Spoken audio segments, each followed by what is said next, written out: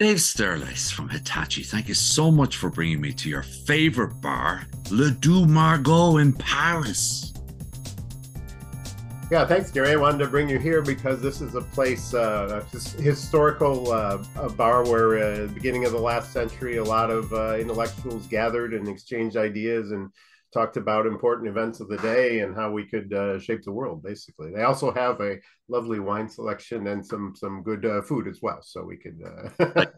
Like that. You were getting to the whole sort of this is going to be real holistic about it, and then you get down to the nub. But my sense is if it was for all those magnificent thinkers of the day, I wouldn't have got in. I would have been serving, or I would have delivered the. Exactly. You and me both. Yeah, I'd be in the scullery cleaning pots and pans.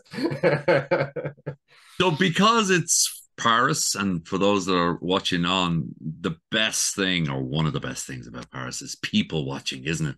So that's why we're outdoors today. Um, is it a place that you have frequented regularly, or was it just a place that you specifically always wanted to go to?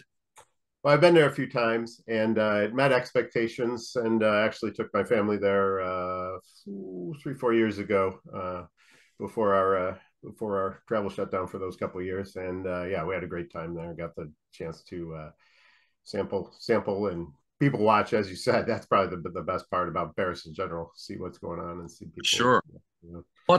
What age are these young children? Because food in restaurants can be tricky at the best of times, but in French restaurants. Well, so my daughter just graduated university this past spring, and then my son's a junior in third year in at Arizona State University. So good stuff. They're adult enough, let's say, to enjoy.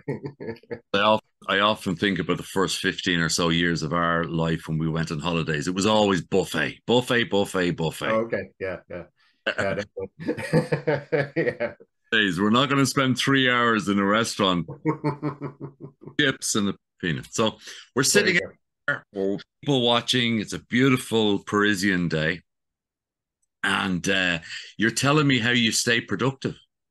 I'm just wondering, how do you stay productive, Dave, and motivated right now, and particularly over the last number of years where we've had a lot of time?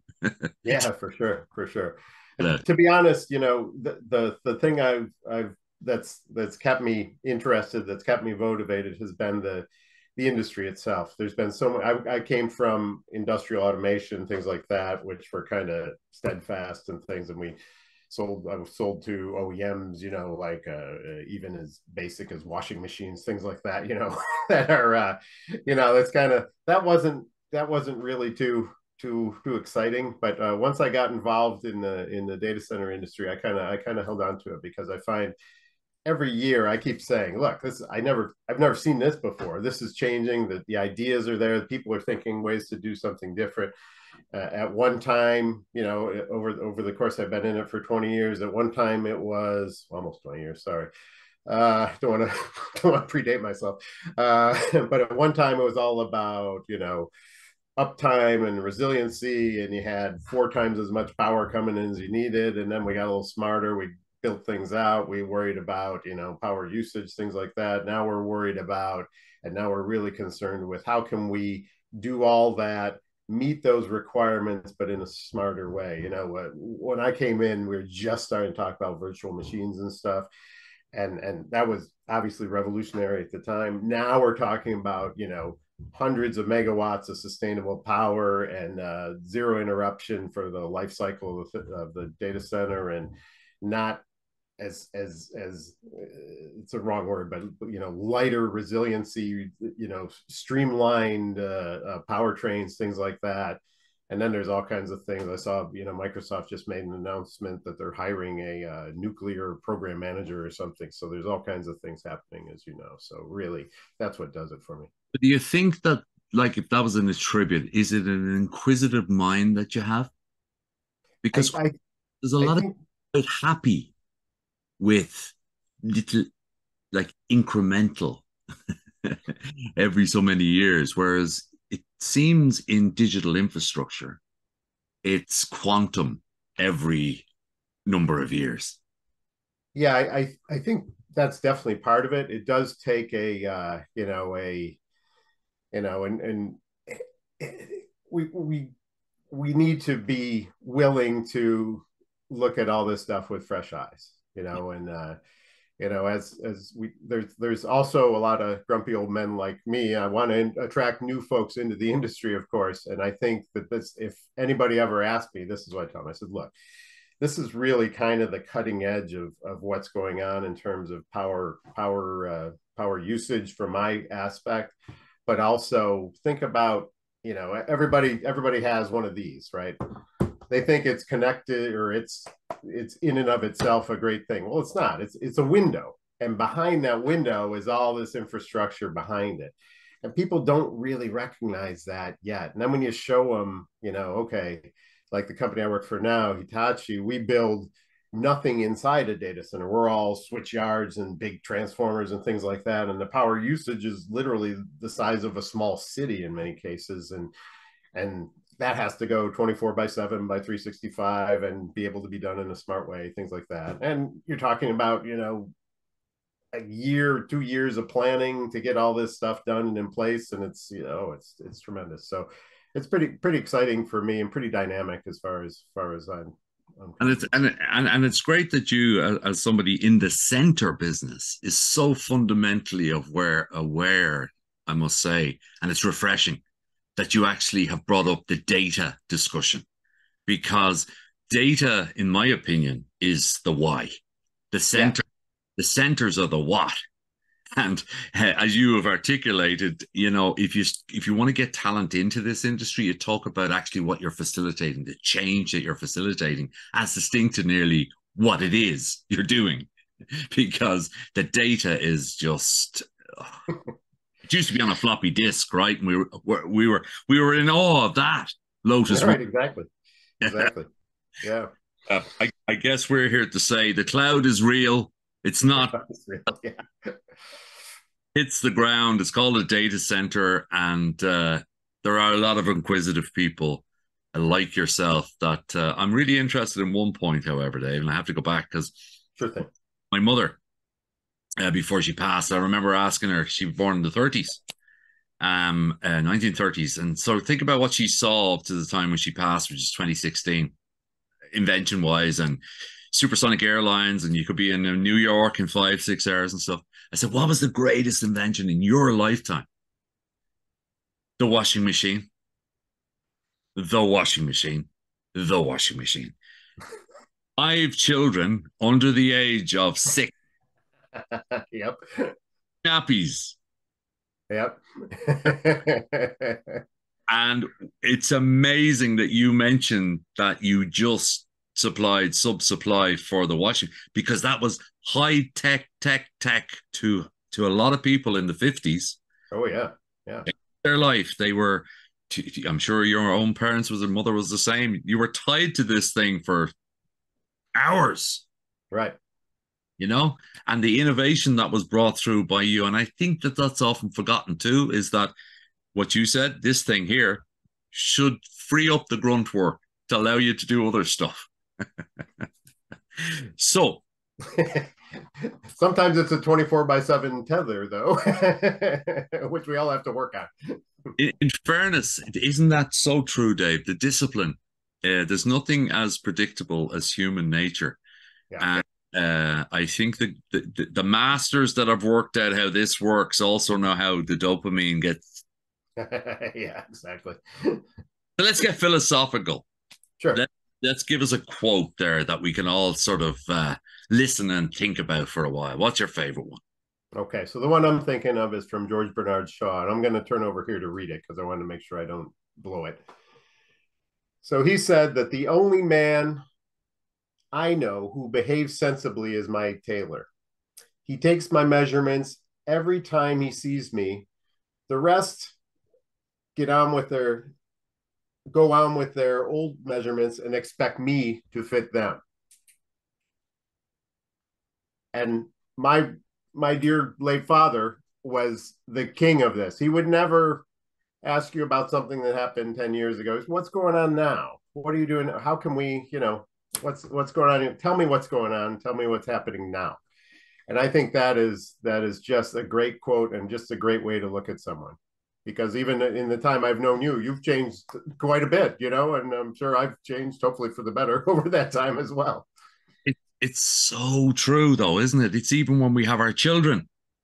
If Yeah. we were able to think of them a 5 year old and treat them like 5 year old, they never bring new stuff into our lives, you know, and they can teach us stuff. We can no longer give them their opinion.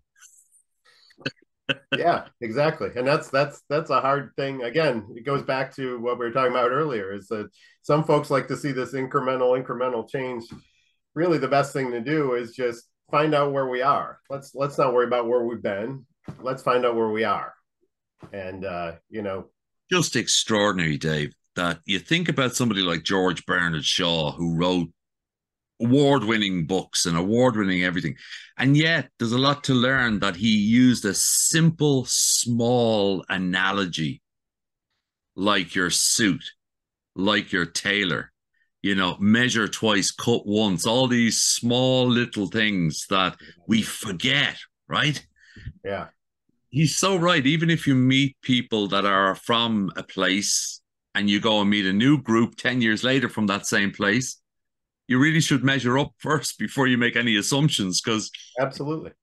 you said it there, that this industry, digital infrastructure, let's be honest, until such time as we had a smart device or a window into the world, which is only 15 years old, you know, it's just changing everything, and psychology. I like that. I hadn't heard that one before, but I like it. And of course, he's coming from an Irishman, so I even like, Well, you know, you you all do have a way with words, we'll say.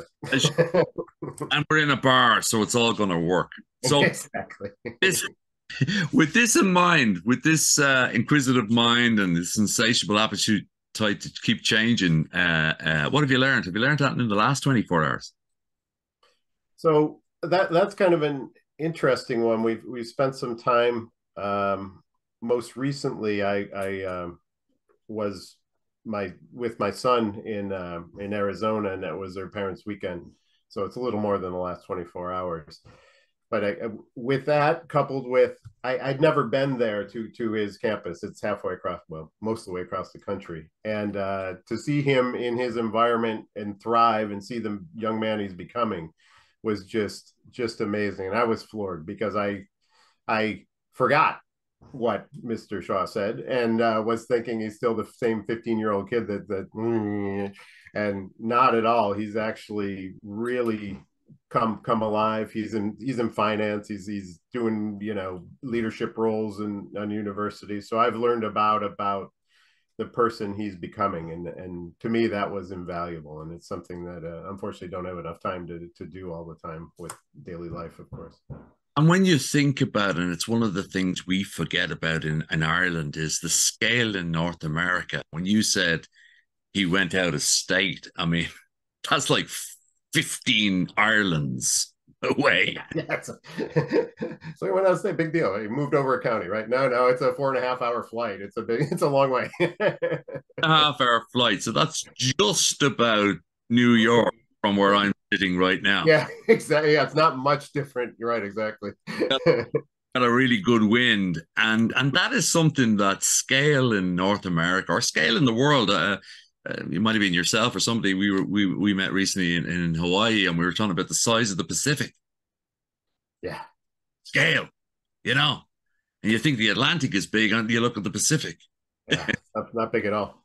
No, What's funny about the Pacific is, I guess last time I saw you in person was at the Pacific Telecom Conference, which interestingly happened to be in the middle of the Pacific, and in Honolulu. And Hawaii is actually probably, I read somewhere, it's like the most isolated place on Earth, believe it or not. And you wouldn't think it, because you know everybody goes there on vacation. Many go there on vacation. Many would like to go there. Many more would like to go there, obviously on vacation. But it's really in the middle of nowhere.